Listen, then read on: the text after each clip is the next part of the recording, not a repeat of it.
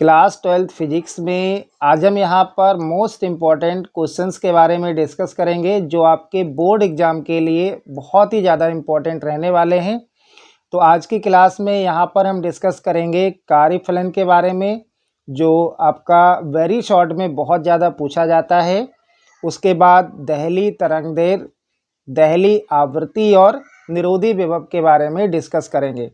तो पहले यहाँ पर हम लोग इसको ना डायग्राम से समझते हैं। देखो, कार्यफलन क्या होता है, दहली तरंगदैर्घ्य क्या है, दहली आवृत्ति क्या है और निरोधी विभव क्या है। तो देखो, कार्यफलन को समझने से पहले यहाँ पर मैं आपको एक डायग्राम से समझा रहा हूँ। जैसे देखो, ये मान लो यहाँ पर कोई एक धातु है, ठीक है। यहाँ पर हमने एक धातु को बनाया है, ये कोई एक धातु है, और जब आप इस पर प्रकाश आपतित करेंगे, इस टाइप से आप प्रकाश आपतित कर रहे हो, यानी कि hν ऊर्जा का फोटान आपतित कर रहे हो। यहाँ पर hν ऊर्जा का फोटान आपतित कर रहे हो, यानी कि जब किसी धातु की सतह पर प्रकाश आपतित किया जाता है, यानी कि hν ऊर्जा का प्रकाश है यहाँ पे, यानी कि जो ऊर्जा हम जो प्रकाश आपतित कर रहे हैं उसकी ऊर्जा क्या है, E है, E = hν, और ये फोटान होता है।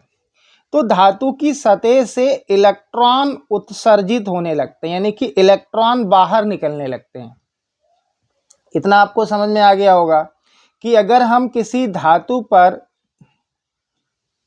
प्रकाश आपतित करते हैं, hν ऊर्जा का प्रकाश आपतित करते हैं, तो धातु की सतह से इलेक्ट्रॉन बाहर निकलने लगते हैं। तो धातु की सतह से इलेक्ट्रॉन बाहर निकलने के लिए जो ऊर्जा है उसी को आप कार्यफलन बोलोगे, यानी कि इलेक्ट्रॉन को बाहर निकालने के लिए जो ऊर्जा है वो क्या है, वही कार्यफलन है।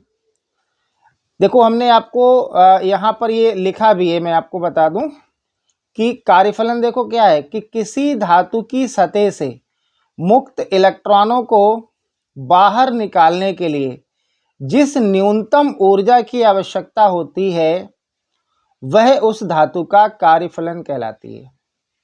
समझ में आ गया होगा कि किसी धातु की सतह से मुक्त इलेक्ट्रॉनों को बाहर निकालने के लिए जिस न्यूनतम ऊर्जा की आवश्यकता होती है वह उस धातु का कार्यफलन कहलाता है, ठीक है। इसे आप W या φ0 से प्रदर्शित करेंगे। कार्यफलन को किससे प्रदर्शित करेंगे, W या φ0। इसका फार्मूला क्या होता है, फार्मूला आप ध्यान रखना, फार्मूला होता है W = hν0। ये कार्यफलन का फार्मूला है, W = hν0।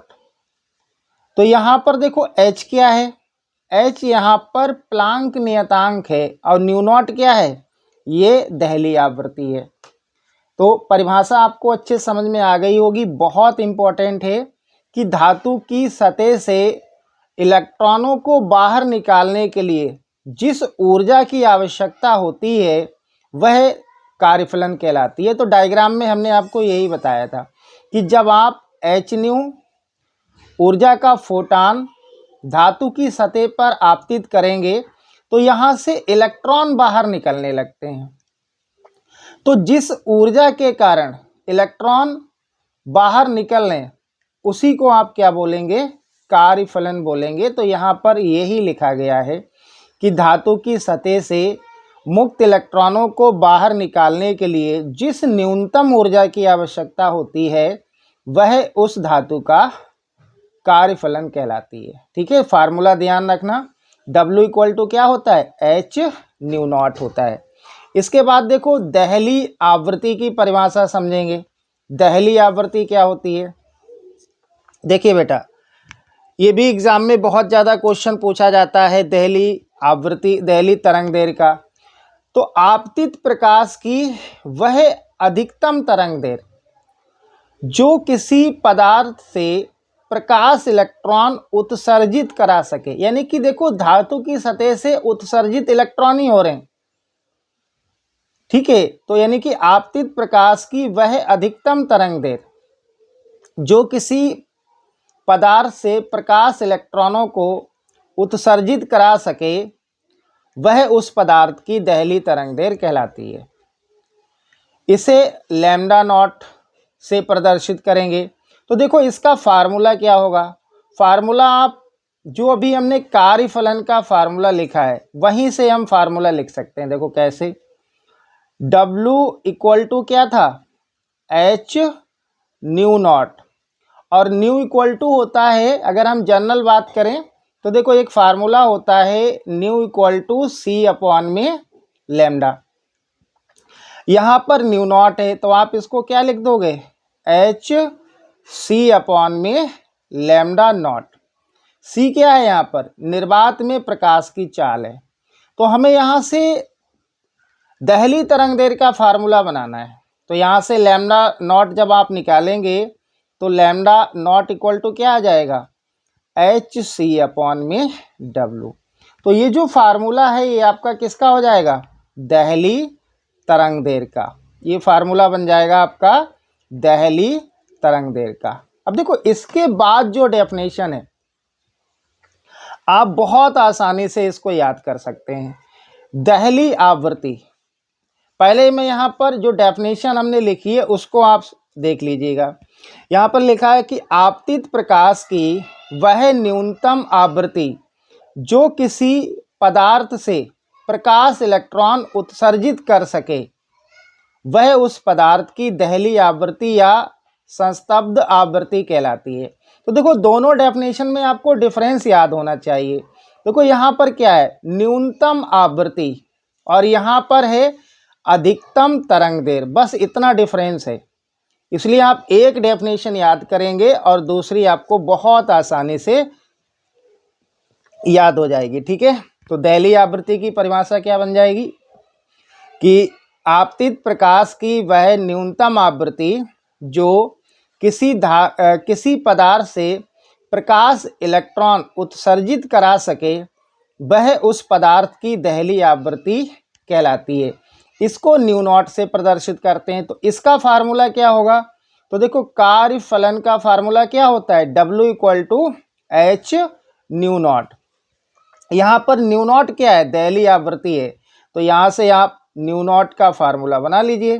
तो क्या आ जाएगा, देखो यहाँ पर W अपॉन में H आ जाएगा। क्या आ जाएगा, W अपॉन में H। ये आपका फार्मूला किसका बन जाएगा, दहली आवृत्ति का। यानी कि देखो यहाँ पर न्यू नॉट है, इसको यहीं पर रहने देंगे, H बराबर के इधर आएगा तो बटे में पहुँच जाएगा। इसके बाद देखो लास्ट डेफिनेशन हम लोग देखते हैं। लास्ट डेफिनेशन है निरोधी विभव की। तो निरोधी विभव की परिभाषा क्या है कि आपतित प्रकाश की निश्चित आवृत्ति के लिए एनोड को दिया गया वह निम्नतम ऋण विभव, और निम्नतम ऋण विभव क्या है, B नॉट होता है, जिस पर प्रकाश वैद्युत धारा शून्य हो जाती है, निरोधी विभव कहलाता है। ठीक है, तो ये चारों डेफिनेशन आप बहुत अच्छे से कर लेना, बोर्ड एग्ज़ाम के लिए बहुत ज़्यादा इम्पॉर्टेंट रहेंगी।